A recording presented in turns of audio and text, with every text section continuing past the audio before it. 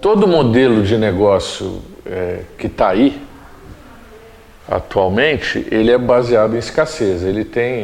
A gente aceita esse raciocínio com muita naturalidade. O cara, para ganhar dinheiro, seja pequeno, médio ou grande dinheiro, pequeno, médio, grande cara ou organização, ele precisa se beneficiar de uma situação de escassez. Ele precisa de alguma forma se colocar detentor de algo que é importante para as outras pessoas, mas como ele é o detentor dessa coisa, essa coisa fica escassa para as pessoas e as pessoas têm que vir comer na mão dele, né? Falando português bem claro, né? Isso em qualquer atividade. É fácil, é só a gente olhar e ver. Por exemplo, concessão pública, né? Uma coisa que não necessariamente tem que existir. O cara beneficiário da concessão pública, ele está numa situação que quem precisa, por exemplo, passar naquela estrada, tem que pagar um pedágio para ele. Isso funciona nesse nível maior, né, das grandes concessionárias, mas funciona principalmente do jeito que a gente pensa. Na hora que qualquer um vai montar um negócio, pensa em montar um negócio de um jeito que fique numa situação confortável e os outros venham comprar dele. Ele tem a propriedade de algo que tem que vir pegar na mão dele. Isso vale para propriedade de terra, né? Então o cara tem uma terra, e nessa terra ele planta, as pessoas vão depender da terra dele para poder ter acesso ao que ele produz. Então a terra vira escassa nesse sentido. O cara tem uma loja, um comércio, né? O comércio é no ponto bom, então aquele ponto vira um espaço que, se o cara é dono daquele lugar, as pessoas precisam ir lá. Então o fato dele ter, né, a propriedade que só ele tem, portanto é escasso para os outros, naquele ponto ele tem uma condição de venda, né, de um produto para as pessoas que estão ali. Os bancos, né, a atividade financeira que você colocou, é a mesma coisa. Ela é restrita a quem tem um tipo de concessão para cada uma das atividades, né? Se o cara vai mexer com câmbio, é um tipo de licença que ele tem que ter. Se vai mexer com crédito, é outro tipo de licença.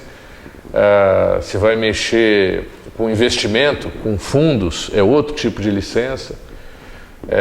Então são coisas que é isso. Eu tenho a licença, então eu tenho uma condição de competição, de competitividade que o outro não tem.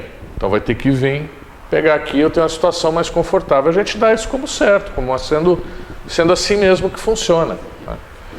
Qualquer atividade industrial, comercial, de serviços, a gente acha que isso é a forma de fazer, criar, né, de alguma forma a escassez para o outro e se beneficiar da propriedade de algo que me coloca numa posição tranquila e o outro tem que vir comprar na minha mão, né?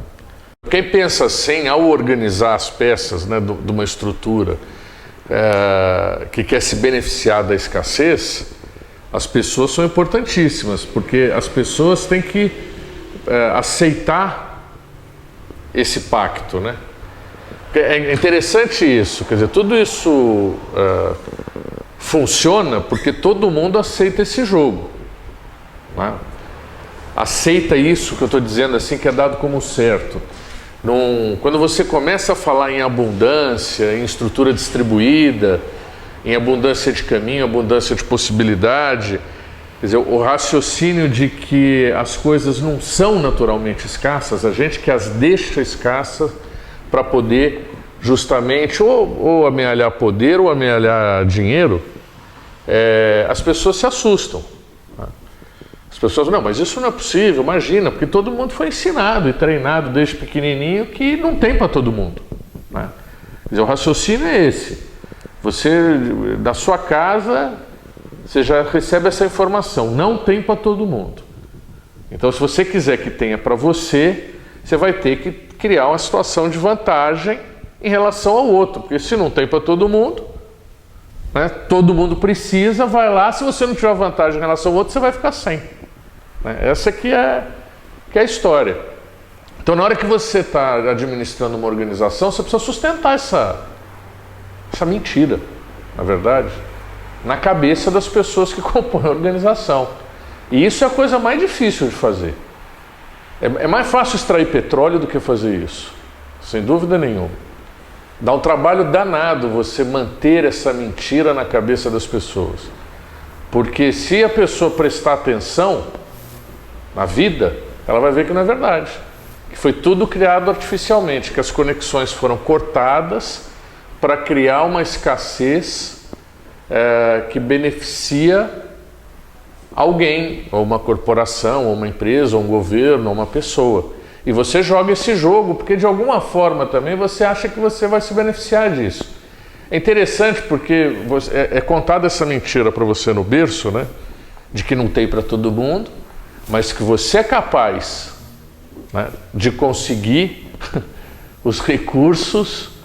Você que nasceu aqui na nossa casa, né? Você que é meu filho, que é ótimo, que é maravilhoso, que é espetacular, você vai conseguir se instrumentalizar, porque nós vamos dar para você uma boa escola, uma boa alimentação, uma boa orientação, uma boa faculdade, e você vai conseguir se instrumentalizar para ser mais rápido que o seu vizinho, né? E conseguir a parte, né, das coisas que você tem direito, porque você fez tudo isso, e antes que acabe. E a gente acredita nisso também. A gente acredita que não tem para todo mundo e acredita que a gente tem as ferramentas, os recursos para conseguir a nossa parte e deixar o outro sem a dele, né? E aí, quando a gente faz isso, a gente começa a jogar um jogo também da estrutura centralizada, da hierarquia, do sistema, que a gente acha que a gente vai conseguir subir até o ponto mais alto da hierarquia. Nós fizemos tudo certinho. A gente fez o que o papai e a mamãe falaram que ia funcionar. A gente foi para a escola, passou de ano, não brigou com a professora, né? Comeu todas as verduras, tomou banho, lavou atrás da orelha. Aí por que não vou ter direito? Eu segui a lição que me deram. Aí você entra na faculdade, entra naquele trabalho que você conquistou com tudo isso que você fez antes. É claro que você vai subir na hierarquia, você vai ser um daqueles caras que tem acesso a tudo. É só uma questão de tempo, é só você ter paciência, que é outra coisa que te ensinam também. Mas você tem que saber fazer o jogo. Olha, o mundo funciona assim, o assado. E quando você está naquela fase adolescente, né, de rebeldia, que você questiona tudo, né, que você acha que ninguém prestou atenção em como as coisas funcionam e de fato não prestaram, né, e você quer mudar tudo, você é orientado por aqueles que mais te amam, né, de que o mundo não funciona assim. Que você tem que ter paciência, que você vai entender as coisas. Olha, não é assim, calma, não briga, né? Você vai recebendo essa instrução, você vai aceitando ela e vai jogando o jogo e vai subindo na hierarquia até onde for, né? Até onde for para ser. E agora isso não acontece com a maioria das pessoas, né? A caminhada toda, e aí começa uma sucessão de frustrações. A vida vai te ensinando a se curvar, né? Você vai vendo as ilusões. Tanto se você consegue subir na hierarquia, ou se você não consegue, você acaba frustrado. Você pode pegar aí, né, os caras mais poderosos que estão no topo da pirâmide, né, e que não fez também um trabalho de construção pessoal, não entendeu um outro lado, né? Ele ignora a vida abundante, distribuída, que flui naturalmente. Esse cara termina a vida muito frustrado, muito triste, muito sozinho, invisível, né? Essa questão do poder, seja pelo dinheiro ou pela política e tal, o cara fica invisível para os outros, porque ele vai se isolando tanto naquela condição, né, que ele perde todas as conexões, ele se empobrece como ser humano. Isso não satisfaz, né? O cara vai ter que nascer de novo para começar a história toda. Então também não é uma coisa que resolve, não é a maioria que chega lá, a maioria vai caindo e vai se curvando e vai vendo a mentira, né, que essa história toda vai se prostrando, né, perante a realidade que é muito maior do que essa formulinha simples de caminhar para cima, e vai tentando encontrar outros elementos. Agora, o que acontece é que a sociedade, como ela está muito programada para isso, não oferece essa informação de maneira fácil, né? Ou pelo menos não nos caminhos, nos poucos caminhos que a estrutura centralizada disponibiliza. Então o cara não adianta ele voltar na faculdade, na escola, na professora, na mãe, no pai e falar, pô, não deu certo, né, aquele plano. O que eu faço? Não vão saber dizer, né? Então agora essa questão aí de perceber, de ampliar a percepção da realidade, né, para as conexões distribuídas e para a abundância, é muito importante, né, porque está aí a resposta, né, quem vai investigando por esse lado vai percebendo que não tem escassez, né, que a gente faz parte de um sistema de vida abundante, distribuído, universal, e que a gente faz um trabalho enorme e um desserviço a nós mesmos tentando reduzir isso a uma coisa menor, simples, escassa, de caminhos e de possibilidades. A vida é espetacular, mas você tem que percebê-la, né? Você tem que gostar dela e ver esse mar abundante que você tem de criação, né? A questão da criação mesmo, que eu acho que a função primeira do ser humano é criar. O cara nasce para criar. Quando está numa estrutura escassa, o cara acha que não pode criar, né? Porque só tem aquele caminho, ele tem que reproduzir aquele modelo que foi dado. Na hora que ele percebe que ele está numa coisa abundante, ele se reconecta com a sua própria capacidade criativa, porque ele vê que ele tem a condição e é desejado que ele crie a própria vida dele, né? É para isso que ele nasceu, para ele criar a história dele, né? Para ele, de fato, para ele poder mexer no que estava lá, né? Clonando e adulterando, né, o que ele já encontrou quando ele chegou. E esse é o exercício da evolução, né? E aí, bom, o cara só faz isso na hora que ele se liberta do caminho escasso que lhe é oferecido. E aí ele começa a criar uma nova vida, um novo arranjo, um mashup das situações que foram apresentadas para ele, com a singularidade dele, né? E vai resolvendo as questões de sobrevivência, que estão todas aí. As soluções para o cara sobreviver estão todas aí. Não estão disponíveis na hora que entra numa organização que tira dele, né? Fala, aqui não pode, aqui não pode, aqui não pode. E aí só fica aquele caminho. Mas na hora que o cara se liberta daquele e olha para a vida, as soluções de sobrevivência estão todas aí. Nessa linha da abundância e da possibilidade de criação da própria vida, a gente começa a entender melhor a questão do dinheiro. Na verdade, eu acho que muda um pouco a primeira prioridade sobre o dinheiro. Não que diminua. Tem que tomar cuidado com essa interpretação, porque às vezes as pessoas acham que quando você começa a falar sobre o valor do dinheiro, né, muitas pessoas falam assim, você começa a falar assim porque você não ganhou, né? É engraçado isso. Quem está muito preso nessa estrutura escassa, hierárquica, das organizações centralizadas, e que jogam esse jogo, a pessoa fica comprometida com esse jogo. E aí quando alguém de fora fala, né, que tem uma possibilidade de se perceber a vida abundante e não jogar aquele jogo, a pessoa reage e fala assim, você fala isso porque você não ganhou dinheiro, então você está procurando uma alternativa porque você não soube jogar esse jogo, porque você é um perdedor nesse jogo. Tem muita gente que pensa assim. E não é verdade, né? Aliás, é o contrário. Porque quando você percebe né, os mecanismos da vida abundante, você tem a possibilidade de trabalhar com abundância de recursos de toda a natureza, inclusive o dinheiro. Então você tende a ser uma pessoa mais rica em todos os sentidos do que você era numa estrutura escassa, uma estrutura que é mais pobre por definição, por natureza. Ela te oferece possibilidades mais pobres.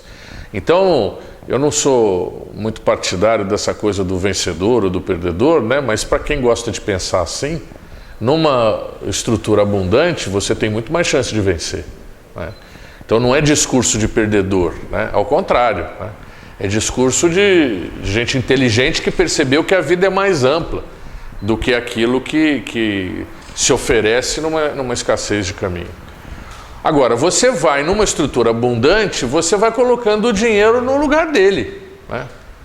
Porque ele não é o único objetivo da sua vida. Numa estrutura escassa, centralizada, ele vira o objetivo, né? Ele é a única medida, né? A característica de uma estrutura mais centralizada do que distribuída é a objetividade. Por quê? Porque você corta conexões, você vai eliminando conexões, você vai centralizando o foco, você vai objetivando. Então, quando você objetiva, você exclui. Tudo que é objetivo é excludente, porque você vai focando em um único elemento, né? Essa é a ação de foco. E a gente faz isso para ficar mais simples, na verdade. Porque a nossa cabeça não dá conta de perceber a complexidade do universo. Então, a gente precisa, para lidar com as coisas, com a mente, com a cabeça, a gente precisa diminuir, a gente precisa fatiar, né? E aí fica objetivo. A coisa fica objetiva. E aí o dinheiro, ela é a medida objetiva, porque as medidas de uma estrutura organizacional mais centralizada do que distribuída são objetivas. Tanto é que nas organizações é palavrão falar em subjetividade, né? A subjetividade nas organizações significa o não compromisso com o resultado. E ficou subjetivo, não vai virar nada. É assim que se pensa, né? Então volta aí para o foco, corta, exclui, elimina, deixa simples, fácil de medir e faz. É assim que as organizações centralizadas funcionam. Na hora que você sai do foco, você inclui conexões, e isso que a estrutura distribuída faz, e por isso que ela é abundante, né? Ela multiplica os caminhos, ela inclui um monte de elementos novos, que não estavam ali no foco. Ela fica mais complexa. Ficando mais complexa, fica mais difícil de entender mesmo, mas fica mais difícil de entender objetivamente, fica mais difícil de entender com a cabeça, né? Com a mente. Fica mais fácil de entender com a intuição, né? Você percebe coisas num ambiente complexo, mesmo sem classificar, entender e medir, você percebe coisas. Porque é a tua intuição que está falando que é um algoritmo muito mais sofisticado do que o algoritmo da mente. E aí, como você inclui mais coisas, o dinheiro, que é aquela medida objetiva da outra estrutura, ele fica ali no meio daquela subjetividade. Ele existe, ele também abunda, né, no fluxo das conexões e das possibilidades, mas para você que ampliou a percepção de mundo, ele vai para um papel menor. Ele perde relevância porque você descobre outras coisas, né? Você descobre outros objetivos. As suas medidas se ampliam também. Não ficam limitadas àquela medida objetiva de quanto dinheiro você ganhou, né? Você começa a medir outras coisas. Você começa a medir o teu sentimento. Você começa a medir como você está bem com você. Você começa a medir o seu prazer. Você começa a medir a qualidade das interações, você começa a medir que maravilha que é, né, a possibilidade de você ter interações com outros seres humanos de forma abundantemente amorosa, por exemplo, né? Então você começa a descobrir todo um universo que vai te preenchendo com um monte de coisa e o dinheiro está lá também. Agora não é aquele dinheiro patrimonialista, né? Porque o importante numa estrutura distribuída e abundante é o que flui. São as energias que fluem. Não é o que você acumula. O importante é o que você processa, é o que você digere, né? Tem gente que fala, né, você é o que você come. Não, você não é o que você come, você é o que você digere. O que você digere, o que você processa, o que passa por você e impacta, né, experimentalmente a tua alma, é o que é você, né? Não é o que fica parado na tua barriga ou no teu coração, né? Não é o que você engorda, é o que você processa, é o que você é.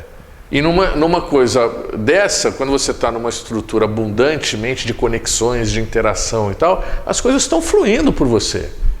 E aí você não quer reter nada, né? Você quer mais daquilo, né? Daquela interação, daquele fluxo, daquela energia que está te impactando todo momento. Aí você precisa ter mobilidade, você precisa ser leve, você precisa viajar leve. Então as coisas da escassez que tem a ver com represamento, com acúmulo, com guardar, com medo, né?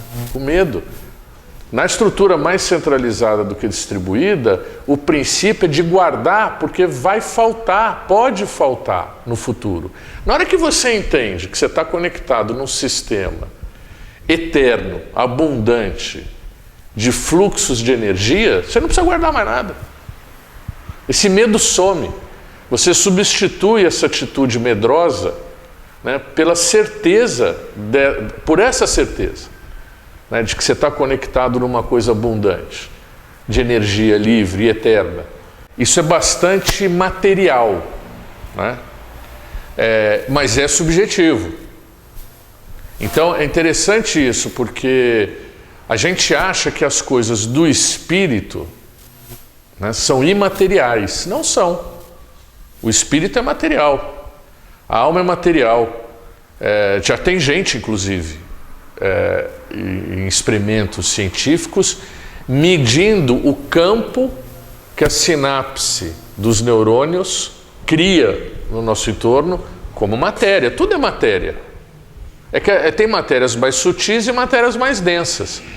E a gente só, por enquanto, né, a gente foi treinado, né, não deu tempo ainda do sistema educacional trazer essa informação do jeito que as pessoas a aceitam, né, porque ainda a velocidade da aquisição de conhecimento hoje em dia é brutal.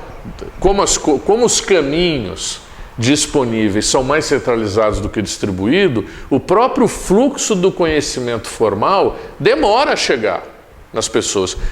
Por isso é que é importante processos educacionais distribuídos, para que o conhecimento que ele é adquirido pela humanidade agora possa ser distribuído para as pessoas agora.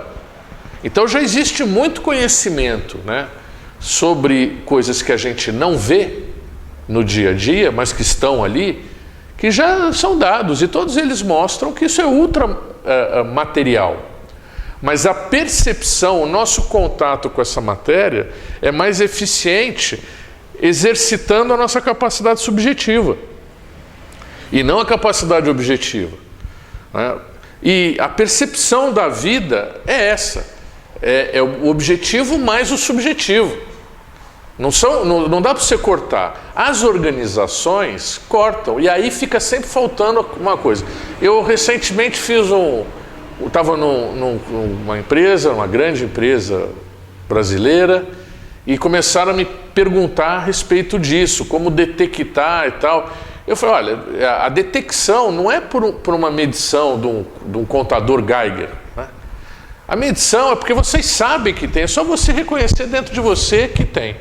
Ah, mas como é que é isso? Como é que é isso? É assim. Aí eu fui no flipchart, desenhei um organograma, presidente, vice-presidente embaixo, diretor embaixo, gerente embaixo e a pionada embaixo. Falei, como é que funciona aqui a organização de vocês? E botei as setinhas vindo de cima para baixo no organograma. Vou dizer para vocês como é que funciona, o que isso diz que é o funcionamento da empresa de vocês. O presidente, que é o cara mais iluminado, de todos que estão aqui. Na casa dele, à noite, ele se inspira com o que todo mundo deve fazer. Aí ele chega no dia seguinte de manhã, chama os vice-presidentes, faz uma reunião, comunica com uma clareza absoluta os vice-presidentes que o entendem perfeitamente e imediatamente, saem da sala, convocam os diretores. Comunicam para os diretores o que receberam do presidente, também com uma clareza absoluta, perfeita, os diretores entendem na hora. Saem dali, chamam os gerentes, que são comunicados da mesma coisa e que também entendem perfeitamente na hora. Que saem dali, chamam os peões, que entendem na hora, executam na perfeição. Isso gera o dinheiro que é distribuído na hierarquia conforme o nível de cada um. Não é assim que funciona? Quando eu falei isso para todo mundo falou, não é assim que funciona. Ué, mas não é isso que sugere a cadeia de comando? Não é para isso que a gente faz uma estrutura de comando e controle? Porque o cara que está em cima sabe mais que o cara está embaixo, manda e executa? Não é assim que funciona? Não, não é assim que funciona. É assim que a gente, eles dizendo para mim, é assim que a gente fala que funciona, mas na prática não é assim. Então como é que é? Perguntei para eles. Troquei a caneta das setinhas que eu tinha feito em azul para uma caneta vermelha. Falei, como é que é? Não, primeiro, Oswaldo, que a coisa não surge só no presidente. Ah, não. Surge mais aonde? Ah, surge em qualquer lugar. Ah, então pode voltar a setinha de baixo para cima, passando por todos os níveis? Pode. Tá bom, o que mais? Não, segundo o que você falou, que o cara comunica para o cara que está embaixo com clareza, o cara entende imediatamente, não é assim. Ah, não, como é que é? Ah, o cara sai da sala de reunião e fala para o colega do lado, você entendeu? O cara fala, não. E aí, o que nós vamos fazer? Eu acho que é isso, eu acho que é aquilo. Ah, então tem uma comunicação lateral aqui entre as pessoas? Tem. E fui fazendo as conexões subjetivas, que não são as conexões objetivas do organograma. Então, quando você coloca dessa forma, as pessoas sabem que para aquilo funcionar, tem um lado não escrito, um lado não visível, um lado não formal das relações que estão acontecendo ali, que as duas coisas juntas é que dão o conjunto da realidade. Isso funciona para tudo, né? Se a gente quer ter a percepção completa da realidade, precisa olhar, né, a objetividade da estrutura mais centralizada do que distribuída e a subjetividade da estrutura mais distribuída do que centralizada. Isso compõe o quadro todo, né? E, na verdade, a gente não exclui uma coisa da outra, né? A gente oscila entre as coisas. E a habilidade em viver é você oscilar nesses dois universos. O pecado que tem hoje, que a gente construiu, é que a gente desconsidera, né? O subjetivo, o abundante, o inclusivo, né? E fica com o objetivo, o escasso, o exclusivo, né? Isso gera muito sofrimento, muita dor e tal, porque por estupidez, né? Não precisa ser assim, não é assim. A gente é que inventou isso ser assim para nós mesmos. Então a gente pode desinventar, né? Está na nossa mão. Eu acho que é importante comentar por que essa percepção agora está mais latente, nessa percepção mais ampla. Porque até antes da internet, todas as organizações respeitavam esse padrão mais centralizado do que distribuído. E a gente, para encontrar um outro ser humano, precisava, até a internet, de uma organização. A gente precisava da escola, precisava da família, precisava da faculdade, do trabalho, do clube, da ONG, do partido, da igreja, do que quiser. Então, quando você, para ia ao encontro do outro ser humano, o padrão organizacional que lhe era disponibilizado era mais centralizado que distribuído, e a visão que você tinha de mundo era aquela, porque era só aquilo que você experimentava, só aquilo que você vivenciava, né? O resto não era visível, né? As conexões subjetivas. Com a internet é a primeira organização, o primeiro ambiente, o primeiro local, a primeira estrutura que a gente pode se conectar com outro ser humano num padrão mais distribuído do que centralizado. Então a internet possibilitou a gente perceber que a realidade é diferente daquela que a gente encontrava nas organizações, né? Ela, de uma certa forma, tangibilizou isso para a gente. Ela objetivou esse subjetivo para a gente. A gente começou a perceber que, peraí, mas dá para fazer diferente, né? E as pessoas estão se dando conta disso cada vez mais. E isso cria um problema para as estruturas organizacionais, que precisam reconhecer que existe uma vida. Existe a vida, né, que não é, né, a ilusão que é criada dentro de uma organização. A vida é mais ampla.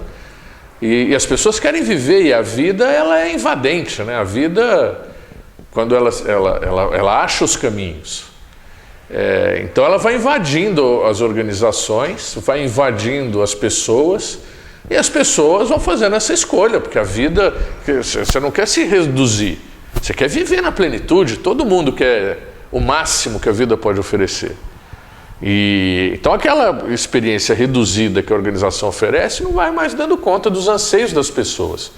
E a organização, ela é uma ficção criada pelas pessoas. Se não tem as pessoas, não tem a ficção, né? Não tem a ilusão.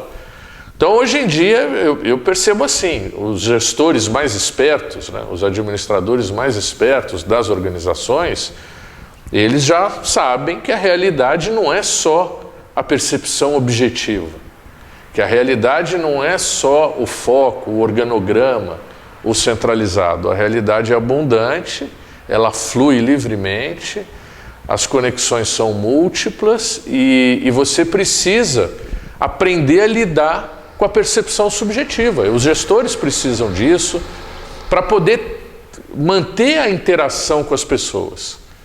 Então eu vejo uma coisa crescente, antevejo até, sinto no meu caso, e acho que isso vai ser maior, uma demanda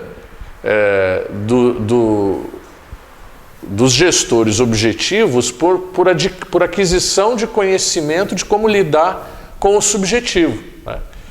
E isso é engraçado o que acontece no mercado consultivo, porque quem já caminha um pouco mais no subjetivo fica com aquela pecha assim de médico espiritualista, né, que faz aquelas cirurgias espirituais e tal, que é uma coisa do cara que está desenganado, né?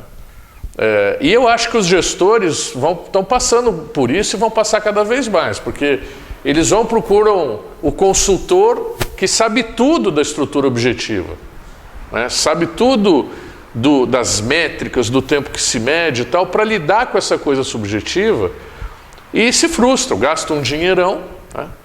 Se frustram, e é meio como também o doente que procura aquele médico super famoso, né, focado naquela especialidade dele, e não resolve o problema. E à medida que ele não resolve o problema, desenganado, ele vai se permitindo a incluir terapias alternativas, médicos espiritualistas, né, para resolver o problema dele. Eu acho que os administradores de empresas, os gestores e tal, vão passar um pouco por isso. Eles vão se sentir um pouco nessa pele, né, de quem está desenganado, porque para dar conta do subjetivo, precisa desenvolver a percepção subjetiva e o entendimento de como lidar com ela. Não adianta querer ficar empacotando, encapsulando, né, no objetivo. Mas eles vão tentar, e têm tentado, tá? E procura os consultores tradicionais para resolver, para os instrumentalizar nessa nova demanda, e não consegue. Aí fica desencanado, vai começar a se abrir para pessoas que são tidas como mais alternativas ou lidam com assuntos mais excêntricos, né? Que quer dizer sem centro, né? Então eu me considero um excêntrico nesse sentido, né? Ex-centro, né? Eu acho que isso vai acontecer e a demanda vai aumentar.